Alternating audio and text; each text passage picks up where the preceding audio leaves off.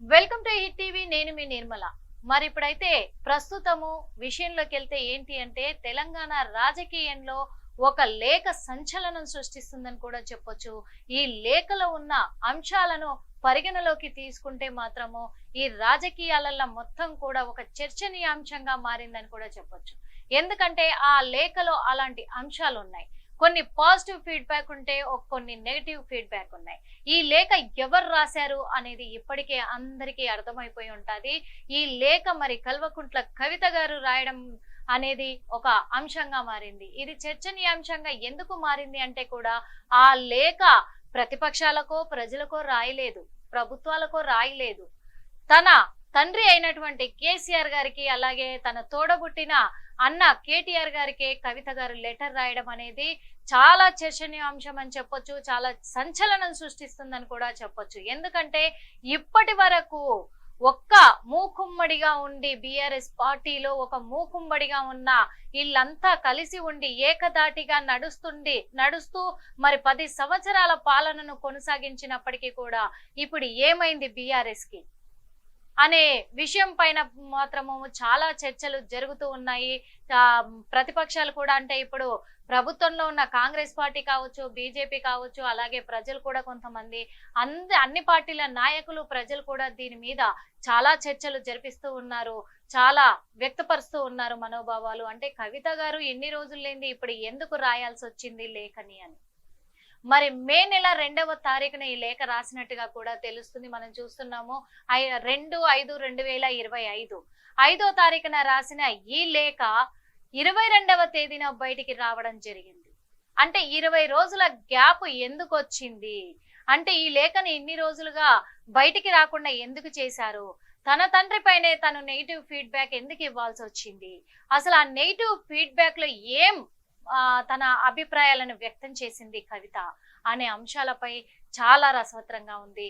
చాలా క్యూరియాసిటీగా కూడా అందరూ ఎదురు చూస్తూ ఉన్నారు. ఈ పాటికి అందరికీ అర్థమైపోయింది అసలు ఎందుకు రాయాల్సి వచ్చిందో, ఏం పాయింట్లు రాశారో. మీకోసం మేము ఈ లేఖను రాసిన లేఖను మేము వినిపిస్తాము, మరి చదివి వినిపిస్తాము. ఏంటి అంటే కూడా daddy congratulations on the success of the meeting. కొన్ని విషయాలు నా దృష్టికి వచ్చినవి మీతో షేర్ చేస్తున్నాను. Positive feedback.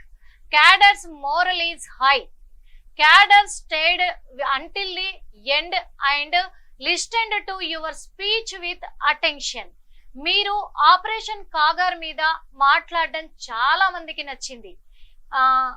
Long green fail మీరు చెప్పిన తీరు చాలా బాగుంది అనుకుంటున్నారు.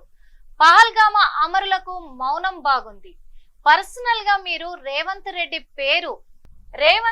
పేరు తీసి తిట్టకపోవడం చాలా మందికి నచ్చిన అంశం. ఆయన మిమ్మల్ని రోజు క్రిటిసైజ్ చేస్తున్నా కూడా మీరు హుందాగా ఉన్నారు అని ఫీడ్బ్యాక్ వచ్చింది. తెలంగాణ అంటే బీఆర్ఎస్, తెలంగాణ అంటే కేసీఆర్ అని మీరు బలంగా చెప్తారని చాలా మంది అనుకున్నారు. తెలంగాణ తల్లి విగ్రహం మార్చడం, తెలంగాణ గీతం విషయం మీరు మెన్షన్ చేస్తారని ఎదురు చూశారు. ఓవరాల్ గా ఇంకొంచెం పంచ్ ఎక్స్పెక్ట్ చేశారు. But cadres and leaders are satisfied with the meeting. Daddy పోలీసులకు వార్నింగ్ కూడా వెల్ రిసీవ్డ్. మనం అక్కడ చూసుకున్నట్లయితే మరి 8 పాజిటివ్ పాయింట్స్ ని మెన్షన్ చేయడం కూడా జరిగింది. మరి కల్వకుంట్ల కవిత అయితే మరి ఎందుకు ఆ 8 పాయింట్లను నెగిటివ్ పాయింట్లను తీసుకున్నారో, ఎందుకు మరి ఆ పాయింట్ ను మెన్షన్ చేస్తూ లేఖ రాశారో తెలియదు. కానీ ఇక్కడ ఇప్పుడు పాజిటివ్ పాయింట్స్ చూద్దాం మనము. ఈ నెగిటివ్ పాయింట్స్ చూద్దాం మనము. మరి నెగిటివ్ పాయింట్స్ లలో ఏమేం పెట్టారు అనేదే అందరికి ఒక ఆసక్తికరమైన అంశంగా మారిందని కూడా చెప్పొచ్చు. నెగిటివ్ లో ఏంటి అంటే మన క్లారిటీగా అక్షరాలు కనిపించకపోయినా నేనైతే చదివి వినిపిస్తాను. ఉర్దూలో మాట్లాడకపోవడం, వక్ఫ్ బిల్ మీద మాట్లాడకపోవడం, బీసీ 42% అంశం విస్మరించడం, ఎస్సీ వర్గీకరణ అంశం మీద మాట్లాడకపోవడం, ఇంత పెద్ద మీటింగ్ కు మళ్ళా పాత ఇన్ఛార్జెస్ ను ఇవ్వడంతో వాళ్ళు పాత పద్ధతిలో తెలంగాణ ఉద్యమకారులకు సదుపాయాలు కల్పించలేదని ఫీడ్బ్యాక్ కొన్ని కాన్స్టిట్యుయెన్సీస్ లో వచ్చింది. మళ్ళా పాత ఇన్ఛార్జీలకే local bodies elections B forms party ఇస్తుందని ఇన్ఛార్జెస్ చెప్పుకుంటున్నట్టు కొన్ని దగ్గరలో నుంచి తెలిసింది. లోకల్ బాడీస్ తో సర్పంచెస్ గా పోటీ చేయాలనుకునే వాళ్ళు రిలాక్స్డ్ గా ఉన్నారు.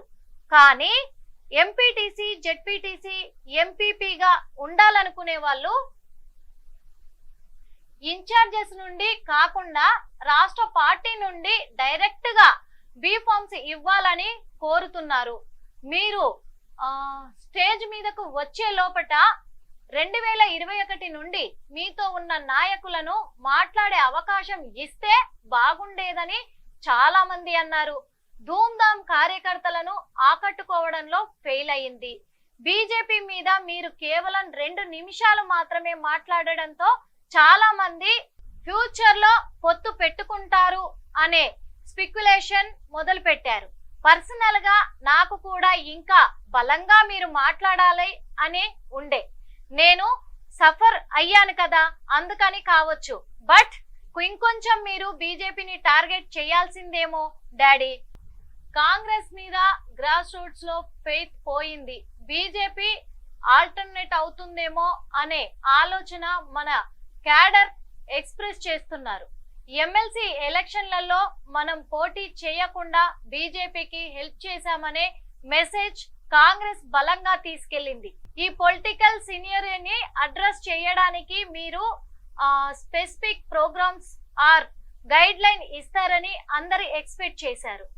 At least now we can hold a plenary for 1-2 days here as many options from cadres and give them a guideline. కొంచెం ఈ విషయం సీరియస్ గా థింక్ చేయండి. Sorry for a long letter. Thank you Kavitha. అంటే ఇక్కడ మనకు ఏమర్థం అవుతుంది అంటే కూడా ఈ లెటర్ లో ఉన్నది క్లియర్ గా కూడా పాజిటివ్ పాయింట్స్ కావచ్చు, నెగిటివ్ పాయింట్స్ ఫీడ్బ్యాక్ కావచ్చు. ఏమర్థమైందంటే పాజిటివ్ ఫీడ్బ్యాక్ లోనేమో అక్కడ మీరు ప్రసంగించిన విధానం సభలో వచ్చేసి అక్కడ పహల్గామా మీద కావచ్చు, కాగర్ మీద కావచ్చు, మీరు చెప్పిన మాటలు చాలా బాగున్నాయి, మీరు పాటించిన మౌనము చక్కగా ఉంది. ఇంకొకటి ఏంటంటే తెలంగాణ రాష్ట్ర ముఖ్యమంత్రి రేవంత్ రెడ్డి పేరుని తీసుకొని తిట్టకపోవడం అనేది కూడా బాగుంది. కాకపోతే అక్కడ మీరు చేసింది ఏంటి అంటే పాత ఇన్ఛార్జీలనే పెట్టుకోవడము, అలాగే పాత ఫోక్ అంటే ఉద్యమకారులకు ఇవ్వాల్సిన గౌరవం వాళ్ళకి ఇవ్వకపోవడము, వాళ్ళ ప్రోగ్రాం కూడా జనాలకు రీచ్ అవ్వకపోవడము, వాళ్ళు యాక్సెప్ట్ చెయ్యకపోవడము. ఇంకొకటి ఏంటంటే మీరు పార్టీలో కూడా ఖచ్చితమైన క్యాడర్స్ కి ఇవ్వాల్సిన వాల్యూస్ ని ఇవ్వకపోవడము, వాళ్లకు చేయాల్సిన గైడ్ లైన్ సరిగ్గా ఇవ్వకపోవడము, ఇవన్నీ కూడా నాకు బాధగా కలిగిస్తున్నది. ఇంకొకటి ముఖ్య విషయం ఏంటి అంటే బీజేపీ గురించి ఒక 2 minutes మాత్రమే మాట్లాడి వదిలేయడం అనేది నాకు బాధను కలిగిస్తుంది నాన్న. ఎందుకంటే బీజేపీ వల్లే నేను సఫర్ అయ్యాను, బీజేపీయే నన్ను జైలుకు పంపించింది.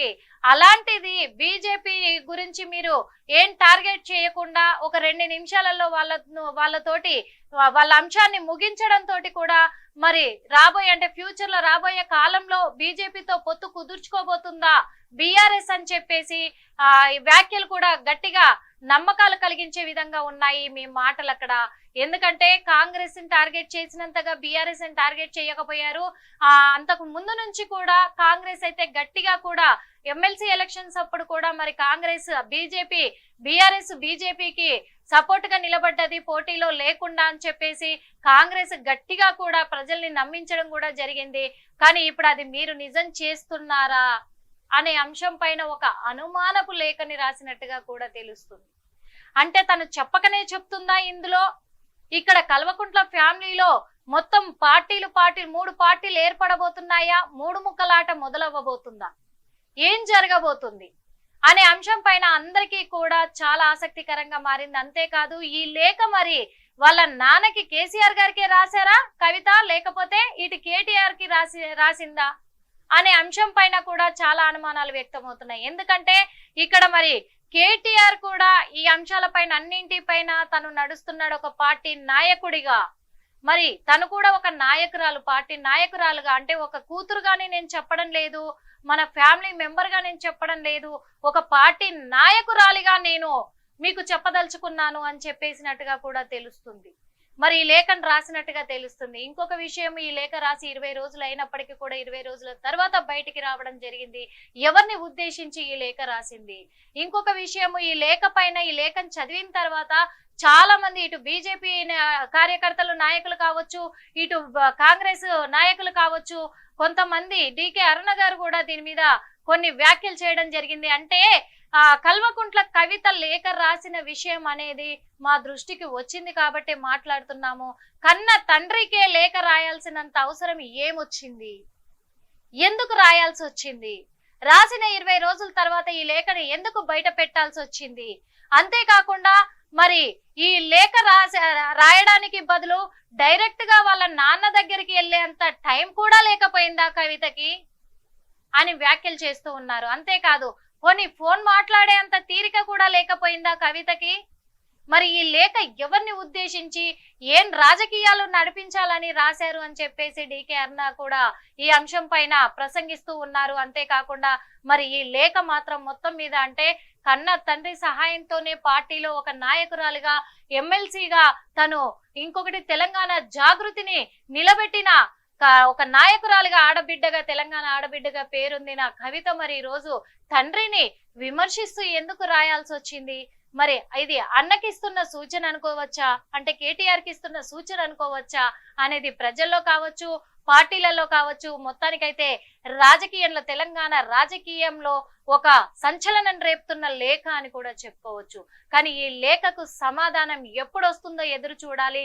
ఇప్పటికే కవిత సపరేట్ పార్టీ పెట్టబోతుంది అనేది అందరికీ కూడా తెలిసిన విషయంగా ఈ వార్త సంచలనం సృష్టించింది. కానీ మేము పార్టీ పెడుతున్నామనే మాట అవాస్తవం అని బీఆర్ఎస్ కార్యకర్తల నాయకులు తేల్చి చెప్పేయడం కూడా జరిగింది. కానీ నిజంగా పార్టీ పెట్టబోతుందా? ఓ పక్క చూస్తే సీఎం నెక్స్ట్ మళ్ళీ ప్రభుత్వం అధికారంలోకి రావాలి అంటే బీఆర్ఎస్ రాబోతుంది. కానీ బీఆర్ఎస్ వస్తే కేటీఆర్ సీఎం గా ఉంటాడు, ఒక వారసుడిగా అని చెప్పేసి కేటీఆర్ పోటీ పడుతున్నట్టుగా, లేదు ఒక సీనియర్ నాయకుడిగా నాకే అర్హత ఉందని ఓ పక్క హరీష్ రావు పోటీ పడుతున్నట్టుగా తెలుస్తుంది. ఇంకో పక్క చూసుకుని నాకే అర్హత ఉంది అన్నట్టుగా కవిత కూడా పోటీ పడుతుంది. ముగ్గురు పోటీ పడుతున్నారు బీఆర్ఎస్ లో అని చెప్పేసి కొన్ని వ్యాఖ్యలు సంచలనాన్ని సృష్టించాయి. మరి ఈ రోజు కొత్తగా కవిత లేఖ రాయడం, ఆ లేఖ ఒక సంచలనంగా మారింది. ఆ సంచలనం ఎప్పటి వరకు, ఎక్కడి దాకా వెళ్తుంది? మరి ఇందులో ఎవరుగా మూడు ముక్కలాట మొదలు పెట్టబోతున్నారు, ఎవరిగా విడిపోబోతున్నారు, ఎవరు సపరేట్ పార్టీ పెట్టబోతున్నారు? అందరితో పాటు మనం కూడా ఎదురు చూడాల్సి ఉంది, మనతో పాటు అందరు కూడా ఎదురు చూడాల్సి ఉంది ఏం జరగబోతుందని. హిట్ టీవీ యాప్, ఇందులో short news, live news, entertainment shows, movies, digital magazines తో పాటు మీ జిల్లా వార్తలను కూడా ఫ్రీగా చూడొచ్చు. ఇంకెందుకు ఆలస్యం, వెంటనే హిట్ టీవీ యాప్ ని డౌన్లోడ్ చేసుకుని ఫ్రీగా ఎంటర్టైన్మెంట్ పొందండి. Hit TV app, hit TV app, please download hit TV app. Hit TV app ని ఫ్రీగా డౌన్లోడ్ చేసుకుని ఎంజాయ్ చేయండి. మీకు నచ్చిన ఎంటర్టైన్మెంట్ కోసం హిట్ టీవీ యాప్ ని ఫ్రీగా డౌన్లోడ్ చేసుకుని ఎంజాయ్ చేయండి. హిట్ టీవీ యాప్ ని డౌన్లోడ్ చేసుకుని ఆస్వాదించండి, ఆశీర్వదించండి. ఇంతమంది సెలబ్రిటీలు హిట్ టీవీ యాప్ ని డౌన్లోడ్ చేసుకోండి అని చెప్తున్నారంటే ఎంత మంచి యాప్ ఆలోచించండి.